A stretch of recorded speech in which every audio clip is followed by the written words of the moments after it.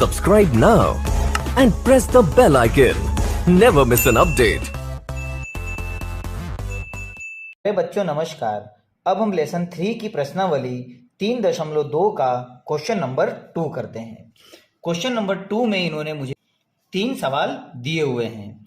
इन्होंने क्वेश्चन में कहा है कि अनुपातों A1, A2, B1, B2 और C1, C2 की तुलना कर ज्ञात कीजिए कि निम्नलिखित समीकरण युग्म द्वारा निरूपित रेखाएं एक बिंदु पर प्रतिच्छेद करती है, समानांतर है अथवा समपाती है।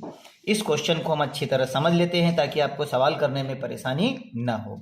हमने इससे पहले एक बेसिक वीडियो बताया था जिसमें इस तरह का आपको चार्ट को सॉल्व करने के लिए हमने कहा था कि आप इस चार्ट को अच्छी तरह से याद कर लेना।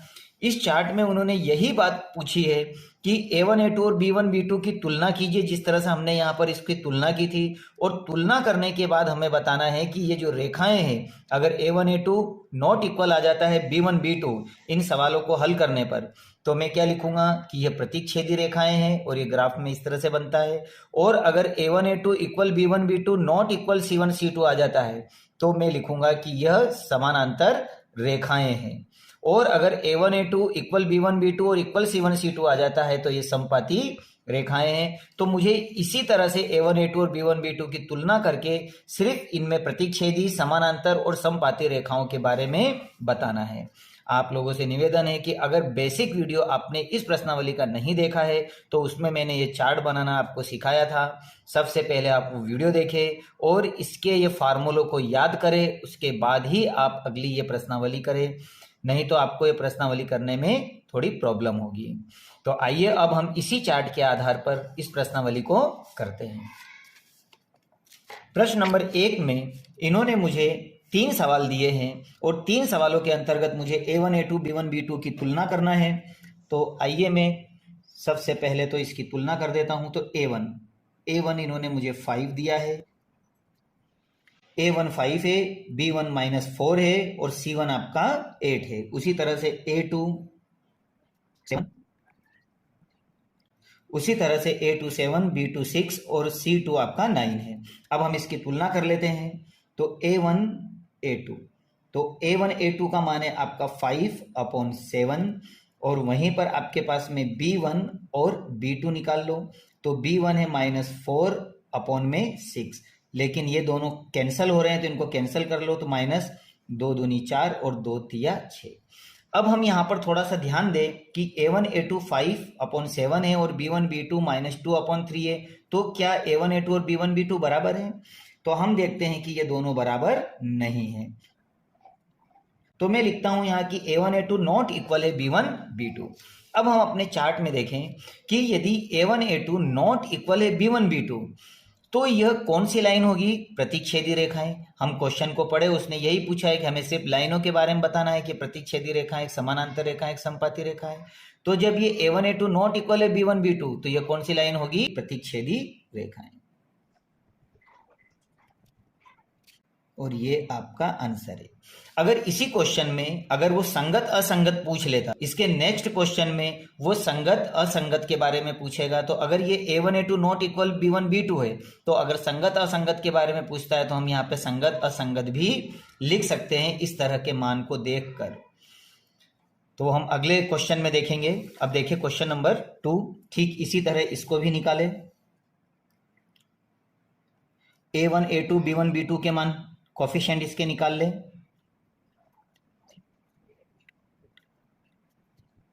अब मैं इसे A1/A2 B1/B2 और C1/C2 की तुलना कर लेता हूं।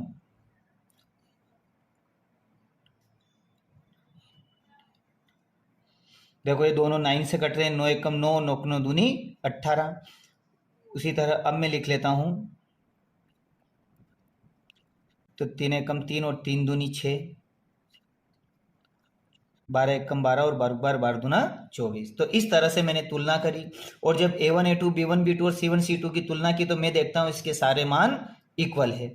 अर्थात मैं यहां लिख सकता हूं कि A1 A2 इक्वल है B1 B2 इक्वल है C1 और C2। तो जब A1 A2 B1 B2 और C1 C2 इक्वल है तो हमारे चार्ट में जब हम देखते हैं कि A1 A2 equal B1 B2 equal C1 C2, तो यह क्या होगी, समपाती रेखाएं होगी। तो यह मेरा आंसर होगा कि यह समपाती रेखाएं हैं और ये आपका आंसर हुआ। अब देखिए थर्ड क्वेश्चन में भी इसी तरह मुझे A1 A2 और B1 B2 की वैल्यू निकालकर इसे अपॉन में इसकी तुलना करना है। अगर यहाँ y का कोई कोफिशिएंट नहीं है तो उसका कोफिशिएंट अर्थात गुणांक 1 होता है, और ये माइनस में है तो ये -1 लिखेंगे हम, इसका ध्यान रखें। अब मैं इसकी बटे में तुलना करता हूं, यह दोनों कट रही है, इसे काट लो, 2 1 कम 2 और 2 तिया 6, तो माइनस से माइनस यहाँ कैंसिल हो जाएगा, तो 3/1। अब यहाँ पर 10/9 नहीं कट रहा है, तो अब मैं क्या देख रहा हूँ कि A1 A2 और B1 B2 तो बराबर है, लेकिन C1 C2 इनके बराबर नहीं है। तो मैं यहाँ लिखूंगा कि A1 A2 बराबर है B1 B2, लेकिन नॉट इक्वल है C1 C2। और जब मैं अपने चार्ट का इस्तेमाल करता हूँ तो मैं इसमें यह देखता हूँ कि जब हमारे पास में A1 A2 इक्वल होता है B1 B2 लेकिन नॉट इक्वल होता है C1 C2, तो यह हमारी समानांतर रेखाएं होती है और ये असंगत होती है। तो अभी मुझे सिर्फ रेखाओं के बारे में जानकारी देना है, संगत असंगत हम नेक्स्ट क्वेश्चन में देखेंगे। तो अब मैं लिखूंगा ये हमारी समानांतर रेखाएं हैं, और ये आपका आंसर हुआ। आइए बच्चों, अब हम करते हैं प्रश्नावली 3.2 का क्वेश्चन नंबर 3। क्वेश्चन नंबर 2 की तरह ही है। क्वेश्चन नंबर 2 में मुझे यहाँ पर रेखाओं के बारे में बताना था कि रेखाएं एक बिंदु प्रतिच्छेद करती है कि समानांतर है कि समपाती है, लेकिन इस क्वेश्चन को भी मुझे ऐसे ही करना है, लेकिन यहाँ सिर्फ मुझे संगत और असंगत बताना है। तो क्वेश्चन दिया है उन्होंने अनुपात A1 A2 B1/B2 और C1/C2 की तुलना कर ज्ञात कीजिए कि निम्नलिखित समीकरणों के युग्म संगत है या असंगत है। तो इसके अंतर्गत इन्होंने मुझे 5 क्वेश्चन दिए हैं, तो पांचों क्वेश्चन मैं आपको हल करके दिखाता हूं। तो आइए बच्चों, क्वेश्चन नंबर 3 में हम यहाँ पर A1/A2 B1/B2 और C1/C2 की तुलना करके बताते हैं कि निम्न युग्मक ये संगत है या असंगत है। तो यहां पर हम A1 A2 B1 B2 के मान निकाल लेते हैं। अब मैं इनकी तुलना कर लेता हूं।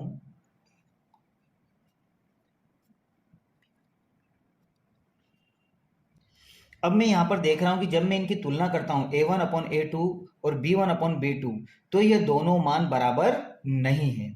अगर ये दोनों मान बराबर नहीं है तो मैं लिखूंगा A1 A2 नॉट इक्वल है B1 B2। अब मैंने जो आपको चार्ट याद करने के लिए कहा था, उस चार्ट में आप देखोगे कि जब A1 A2 नॉट इक्वल है B1 B2 तो इसका केवल एक हल अर्थात अद्वितीय हल होता है, लेकिन यहाँ पर जो हमारी लाइनें होती है वो प्रतिच्छेदी होती है, और इस तरह की प्रतिच्छेदी रेखाएं हमारी क्या कहलाती है, संगत। तो मेरे को संगत असंगत में उत्तर देना है, अर्थात मुझे लिखना है कि यह संगत है। यह मेरा आंसर हो गया। अब उसी तरह से क्वेश्चन नंबर 2, मुझे लगता है कि अब तो आप बहुत ही आसानी से इसे कर सकते हो। क्वेश्चन नंबर 2 में इन्होंने A1 A2 B1 B2 के मान निकाल लेते हैं अपन।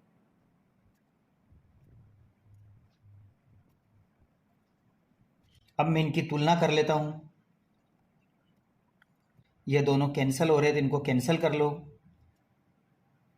उसी तरह से अब मैं B1 B2 के मान निकाल लेता हूं, यह दोनों भी कैंसिल हो रहे हैं, माइनस माइनस प्लस हो जाएगा, तो 1/2, तो A1 A2 B1 B2 बराबर है।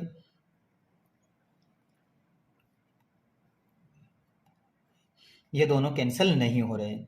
तो अब मैं यहां देख रहा हूं कि A1 A2 इक्वल है B1 B2 लेकिन इक्वल नहीं है C1 C2, तो मैं लिखूंगा यहां पर।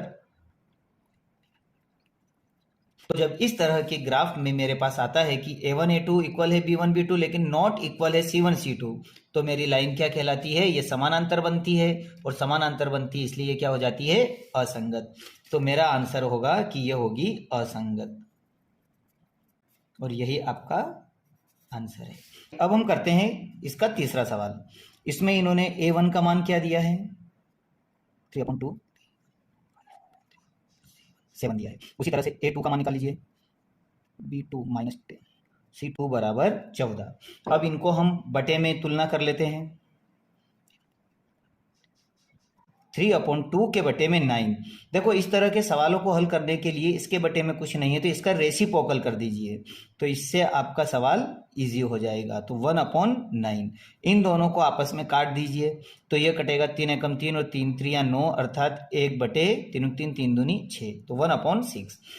उसी तरह से B1/B2 की तुलना कर लीजिए, तो B1 का मान है आपके पास में 5/3 और के बटे में B2 का मान है आपके पास -10।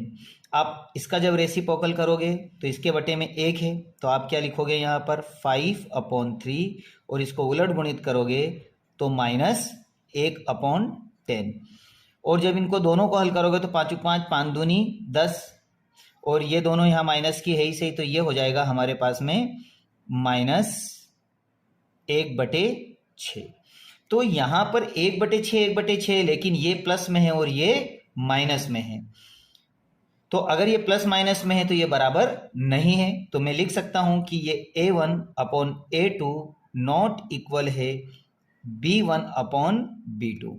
और जब A1/A2 नॉट इक्वल होता है B1/B2 तो मैं क्या लिखता हूं यहाँ पर, तो मैं लिखता हूं कि इसका केवल एक ही अद्वितीय हल है, अर्थात ये संगत है या असंगत है, तो मैं लिखूंगा कि ये संगत है, तो मेरा ये आंसर आएगा।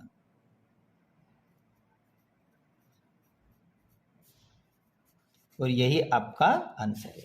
आइए अब हम देखते हैं इसका क्वेश्चन नंबर 4। इसमें A1 A2 के मान निकाल लो,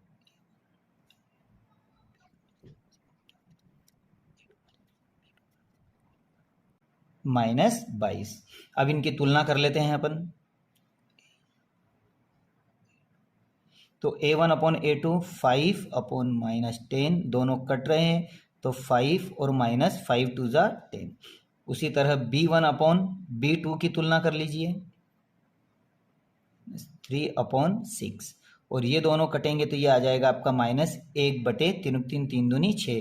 तो यहाँ हम देख रहे हैं कि A1 A2 और B1 B2 बराबर है। तो अब मैं जाता हूँ C1 और C2 के पास, तो ये है 11/-22। तो जब इनको काटोगे तो 11 एकम 11 और 11 दूना 22, वो भी माइनस में।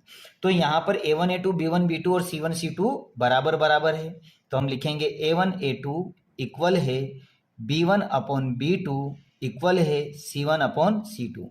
तो जब A1 A2 B1 B2 और C1 C2 सभी इक्वल है तो मैं क्या लिखूंगा कि ये ग्राफ कैसा बनता है, अपरिमित रूप से अनेक हल, ये संपाती रेखाएं होती है और ये संगत होती है, तो मैं यहां लिखूंगा यह संगत है।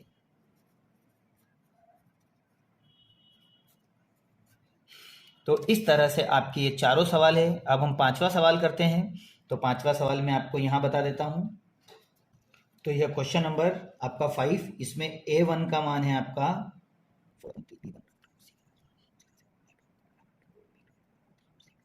अब मैं इनकी तुलना कर लेता हूं,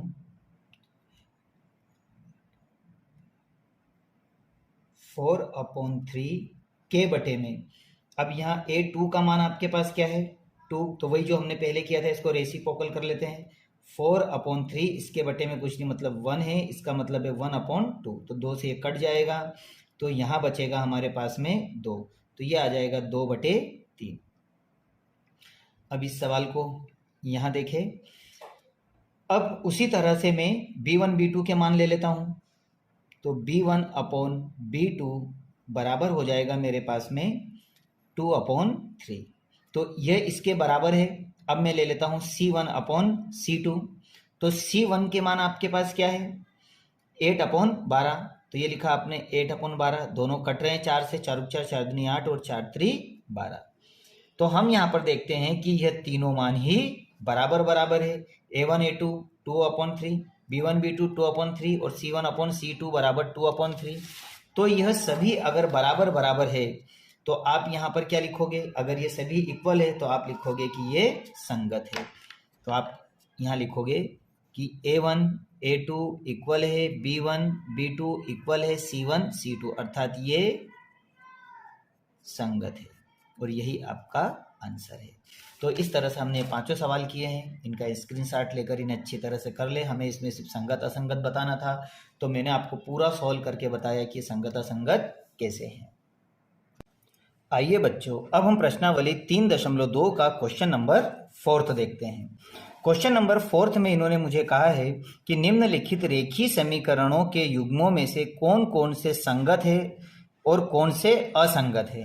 यह क्वेश्चन ठीक उसी तरह से जो हमने क्वेश्चन नंबर 3 किया था, इसमें भी हमें A1 A2 B1 B2 और C1 C2 की तुलना करनी थी और इसमें युग्मकों में संगत और संगत बताना था। तो क्वेश्चन नंबर 3 में हमने अच्छी तरह से ये सीख लिया है कि कैसे संगत और कैसे असंगत निकालते हैं, और अगर यह संगत आता है तो इसे ग्राफीय विधि से हल भी करना है। तो ग्राफीय विधि मैंने क्वेश्चन नंबर 1 में आपको अच्छी तरह बनाकर इक्वेशनों से कैसे पॉइंट निकालते हैं वो करना सिखा दिए थे। तो अब ये सवाल क्वेश्चन नंबर 4 में आप ये इसे करोगे और बताओगे कि इनमें से कौन कौन से सवाल संगत है और कौन कौन से असंगत है, और जो आपके संगत आएंगे उन संगत सवालों को आप ग्राफीय विधि से हल करोगे, और हल करने के बाद में कमेंट्स में मुझे जरूर बताओगे कि यह आपको सवाल आए या नहीं आए। अगर ये इसमें से क्वेश्चन में आपको कोई परेशानी हो, समस्या हो, तो आप कमेंट्स में जरूर बताएं। इसके लिए मैं स्पेशल वीडियो बनाकर आपको और अपलोड कर दूंगा। तो यह मान के चलिए कि यह सवाल आपको करना है और करने के बाद आपको बताना है कि आपको यह सवाल आए या नहीं। अब हम करेंगे प्रश्नावली 3.2 का क्वेश्चन नंबर 5। आइए बच्चों, अब हम करते हैं क्वेश्चन नंबर 5 कि एक आयताकार बाग है जिसकी लंबाई चौड़ाई से 4 मीटर अधिक है। तो इसने जैसा कहा है, मैं आपको चित्र के द्वारा समझाने की कोशिश करता हूं कि हमारे पास में एक आयताकार बाग है। ये इस तरह से एक आयताकार बाग है, ये हो जाएगा A B C और D, और आयताकार बाग की जो लंबाई है चौड़ाई से 4 मीटर अधिक है। तो मैं मान लेता हूं कि माना आयताकार बाग की लंबाई x है और इसकी चौड़ाई जो है वो y है। तो मैं मान लेता हूं पहले यहां पर कि माना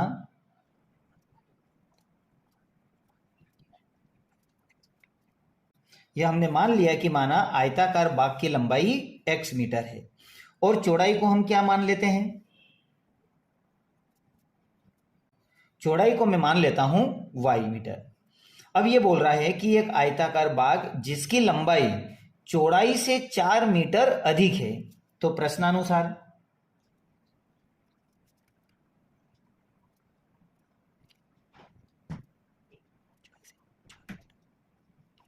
आयताकार बाग की लंबाई चौड़ाई से 4 मीटर अधिक है। तो हम प्रश्नानुसार करें, देखो आयताकार बाग की लंबाई को आपने क्या माना, x माना, इसकी चौड़ाई इक्वल चौड़ाई को आपने y माना।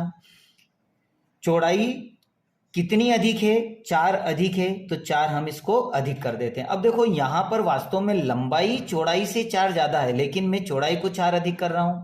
इसका कारण यह है कि लंबाई तो ऑलरेडी 4 ज्यादा है, मुझे इस इक्वेशन को बैलेंस करना है। तो बैलेंस करने के लिए मुझे 4 को इधर ऐड करना होगा। अब यह बन गई मेरी इक्वेशन नंबर 1। समीकरण नंबर 2 को हम देखते हैं। यहां पर आगे फिर क्वेश्चन दिया इन्होंने, और इसका जो अर्ध परिमाप है, मतलब ये जो हमारे पास आयत है इसका जो अर्ध परिमाप है, एक होता है परिमाप का सूत्र होता है 2 ब्रैकेट में लंबाई प्लस चौड़ाई, और अर्ध परिमाप का मतलब होता है आधा, अर्थात लंबाई प्लस चौड़ाई। तो इसका जो अर्ध परिमाप दिया है वो 36 दिया है। तो हम लिख लेते हैं यहां पर कि आयत का अर्ध परिमाप।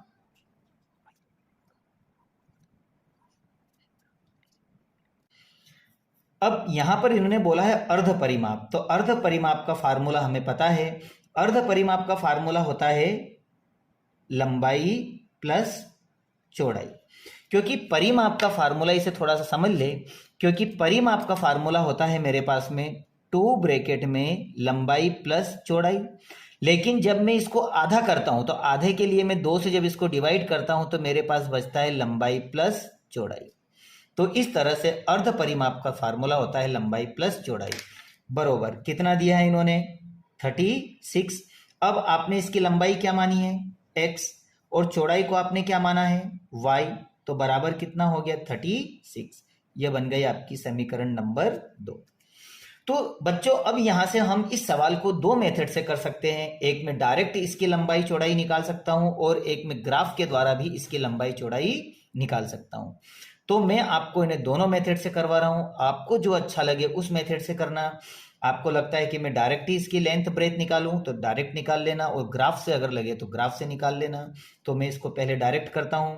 देखिए यहां समीकरण 1 का मान x का मान है, तो मैं समीकरण 1 का मान कहां रख दूंगा 2 में। तो मैं लिखता हूं यहां पर समीकरण 1 का मान 2 में रखने पर, अब समीकरण 2 में जहां पे भी x आया है वहां पे तुम क्या लिख दोगे y प्लस 4, क्योंकि आप इसकी वैल्यू पुट कर रहे हो। तो x की जगह पे आप लिखोगे y प्लस 4, ये वाला मान आप यहां पर पुट कर दोगे। तो इसकी वैल्यू जब पुट करोगे तो इस x की जगह पे आप लिखोगे y प्लस 4 प्लस y, ये तो हमारे पास है ही सही, और 36। तो 1y और 1y कितना हो गया आपके पास में 2y, और 4 का हम पक्षांतरण कर देंगे तो ये हो जाएगा 36 माइनस 4। अब इन दोनों को घटा दीजिए और इससे 2 का भाग लगा देंगे हम। तो इन दोनों को घटाएंगे तो हमारे पास में आएगा 32, और 2 से हमने ये मल्टीप्लाई हो रहा है डिवाइड कर दिया। इन दोनों काटेंगे तो 2 एकम 2 और 2 छंग 12। तो इस तरह से y का मान आएगा हमारा 16। अब y का मान हमारा 16 आया, इसका मतलब क्या है कि हमने आयत की चौड़ाई कितनी निकाल दी 16 निकाल दी। अब हमें निकालना है आयताकार भाग की लंबाई, तो y का मान हम रख देते हैं समीकरण 1 में। तो अब मैं लिखता हूं y का मान रखने पर, अब समीकरण 1 आपके पास में क्या है, तो समीकरण 1 है आपके पास में x बराबर y प्लस 4। अब जहां y आया है वहां हम क्या लिखेंगे 16 लिखेंगे।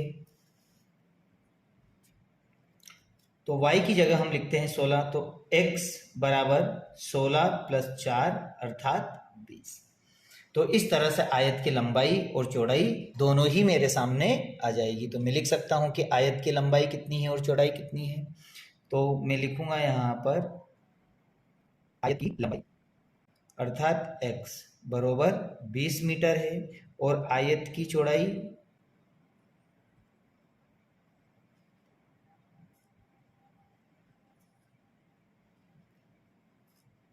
y बरोबर 16 मीटर। इस तरह से हमने यहाँ पर आयत की लंबाई और चौड़ाई निकाल ली। अब मैं आपको इसे ग्राफ विधि से कैसे करना है वो बता देता हूं। तो ग्राफ विधि आपको मालूम है कि ग्राफ विधि से आयत की लंबाई और चौड़ाई निकालने के लिए हमें सबसे पहले इक्वेशन नंबर 1 और 2 से ग्राफ के हमें बिंदु निकालने होंगे, और उन बिंदुओं को हम ग्राफ पे प्रदर्शित करके हम इसकी लंबाई और चौड़ाई निकाल सकते हैं। तो सबसे पहले मैं समीकरण 1 से इसके बिंदु निकाल लेता हूं। 1 से समीकरण 1 है आपके पास में x बराबर y प्लस 4। अब यहां पर इसके जो बिंदु होंगे वो मैं यहां बिंदु निकाल लूं। तो मैं यहां y के बिंदु मान लेता हूं 0 और 6। तो मैं यहां जब कंटिन्यू जब इसके मान रखता हूं तो x बरोबर y की जगह में लिख देता हूं 0 प्लस 4, हमारे पास है ही सही, तो हमारा आंसर क्या आएगा 4, अर्थात x का मान क्या हो गया 0 रखने पे 4 आ गया। उसी तरह y की जगह अब मैं क्या रख देता हूं 6। तो x बरोबर y की जगह में लिखता हूं 6 प्लस 4 बराबर हो जाएगा मेरे पास 10। तो यह मान हो गया मेरे पास 10। ठीक उसी तरह समीकरण 2 से, अब मैं समीकरण 2 से बिंदु निकाल लेता हूं। तो समीकरण 2 है मेरे पास x प्लस वाई बराबर 36। अब मैं इसके बिंदु यहां निकाल लेता हूं। तो इसके बिंदु के लिए मैं मान लेता हूं कि y का मान यहां मैं 10 मान लेता हूं और y का मान मैं यहां 20 मान लेता हूं, और इस y की जगह में मान रखूंगा। तो x बरोबर y का पक्षांतरण कर दो 36 माइनस y। अब y की जगह में एक बार 10 रख दूंगा और एक बार 20 रख दूंगा, तो इससे मेरे मान आ जाएंगे। तो 36 माइनस 10, और 36 में से जब 10 को घटाओगे तो आपके पास आएगा 26। तो ये इस तरह से आपके पास आ गया 26। अब आप x ये लिखा आपने यहाँ पर 36 और y का मान अब आप क्या रख दोगे 20, तो -20, तो आपको 36 में से 20 घटाओगे तो आपके पास आएगा 16। तो इस तरह से मैंने ग्राफ के बिंदु निकाल लिए हैं। आइए अब इन ग्राफ के बिंदुओं को हम ग्राफ पेपर पर निकाल कर देखते हैं क्या आयत की लंबाई 20 और आयत की चौड़ाई 16 आती है। तो अब हम ग्राफ द्वारा इसकी लंबाई और चौड़ाई निकालते हैं। तो आइए बच्चों, अब हमने जो ग्राफ के बिंदु निकाले थे वो मैंने ग्राफ के ऊपर इक्वेशन लिख के दर्शा दिए हैं। अब मैं इसे ग्राफ खींचकर आपको बताता हूँ। तो सबसे पहले देखिए यहाँ पर हमारा x का मान 4 है, तो ये रहा मेरा x का मान 4 और y का मान 0 है, अर्थात ये बिंदु यहीं हो जाएगा। तो मैं लिखूंगा यहाँ पर ये होगा मेरे पास में 4 और 0। अब इसके बाद में हमारा x का मान है 10, तो 8 के बाद में 9 और 10, ये यहाँ हमारा पॉइंट आएगा बीच में। तो ये दोनों 8 और 12 के बीच में हमारा 10 रहेगा। और y का मान 6 है, तो y का मान 6 प्लस में है, तो 4 और 8 के बीच में हमारा 6 रहेगा, अर्थात यहाँ पर रहेगा। तो मैं यहाँ लिखूंगा ये 10 और 6। अब इन दोनों लाइनों से जाते हुए मैं एक लाइन खींच देता हूँ कुछ इस तरह से। अब इस लाइन का नाम देता हूँ x। अब अगली लाइन देखो, x का मान है मेरे पास में 26, तो x का मान 24, 25, 26, अर्थात इन दोनों के बीच में यहाँ 26 होगा। और y का मान है हमारे पास में 10, तो y का मान 8, 9 और 10, ये इन दोनों के बीच में अर्थात यहाँ पे होगा इस जगह पर। तो यहाँ पे मैं लिखूंगा कि ये पॉइंट है मेरा 26 और 10 का। फिर अगला पॉइंट है मेरे पास में 16 और 20 का। तो 16 आपके पास में x वाला बिंदु, ये रहा आपके पास 16, और 20 वाला बिंदु आपका y का ऊपर है, ये यहाँ पर। तो इस तरह से ये दोनों लाइनों को आप यहाँ पे मिला दें, ये है 20 और 16। तो इन दोनों को जब यहाँ से आप कट करते हुए निकालोगे,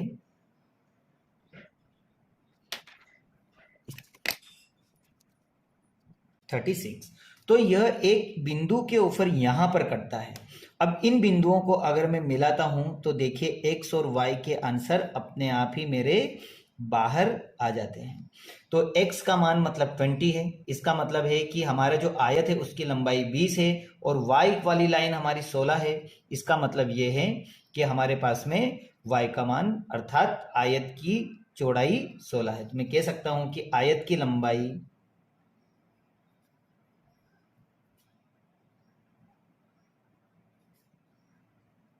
बीस है, जो ये x थी, और इसकी जो चौड़ाई है जो y है वो हमारे पास में 16 मीटर है। और ये आपका ग्राफ के द्वारा आंसर आया। तो बच्चों हमने इसे दोनों मेथड से किया है। ये जो सवाल है ये बिना ग्राफ वाली मेथड का है, चाहो तो आप ऐसे कर सकते हो, 16 और 20 आप निकाल सकते हो, और अगर ग्राफ से करना चाहते हो तो ग्राफ से इस तरह से आपका आंसर 16 और 20 आएगा। Subscribe now and press the bell icon. Never miss an update.